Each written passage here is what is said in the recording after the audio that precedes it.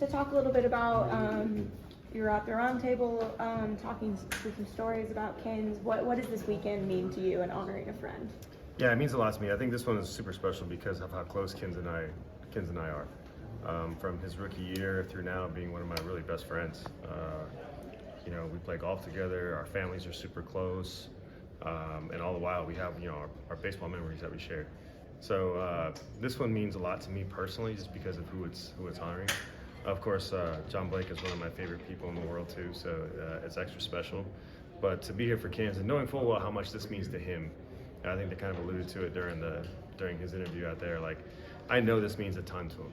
He played for other teams, but I know this is the place that he's always kind of considered to be his sports home, I guess you can say. You're inducting him tomorrow.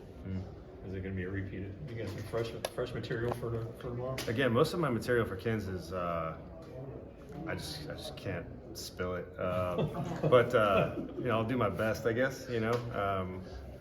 Again, he's a bad revenge guy. I can't take it too far, man, or else it'll be bad news for me.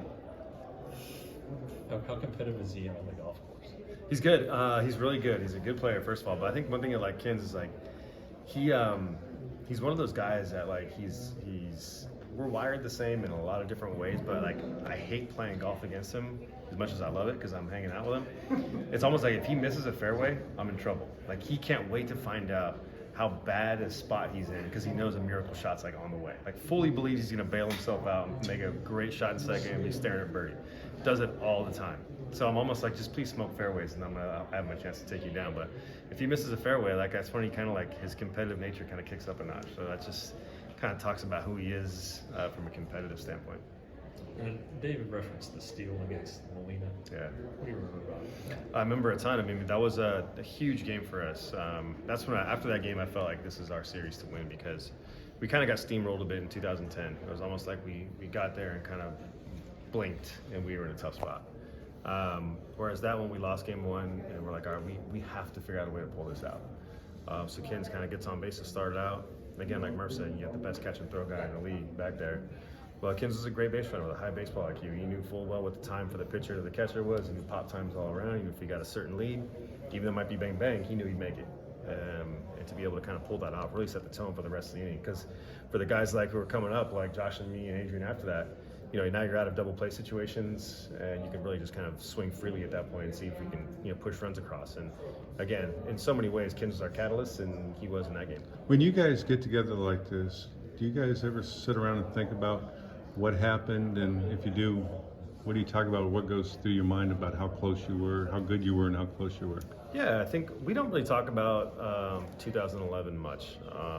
I mean, I'm going to go on a limb and say we think about it less than we did, say first couple of years after it happened. I think at this point, like everyone talks about when you're retired, you have a tendency to look back at the moments that kind of, the positive memories you can reflect on and the things that were really instrumental in terms of forming how you become in your post-playing career. I think that's the case with us. So, but Kins and I are like, we've both grown up a lot. We're I think a little different than we were when we played. So we have no trouble like talking freely about the things that we're really feeling as people and things that we love about our lives and things that we want to kind of get a little better. So yeah, again, we talk super freely with each other. Is there any pain when you think about it, about how close you went and how good that ball club was? Keep going, TR. I mean, you want to talk about pain? Yeah.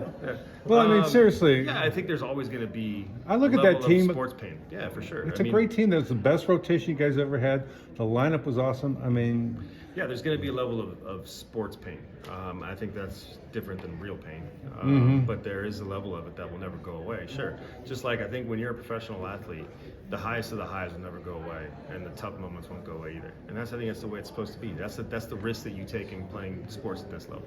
But on the other hand, it's the best era in the history of the Texas Rangers. I mean, there's got to be a lot of pride in that as well, is there not? Yeah, I think that's also like it's also the sport that we chose to play, right? You take a Game 6 game that we obviously don't want to go to a Game 7 on the road. You take a Game 6 game where you take a lead into the late innings, and we don't really do anything wrong. They just execute. There's no shot clock. If there's a shot clock, we'd all have rings right now. You have to get every last out. And we're in a home ball, we're on the road.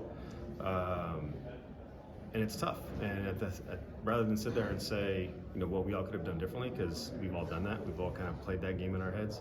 I think at some point you kind of just start to think about the Cardinals just did enough to execute. They executed in their home ballpark, and that was that.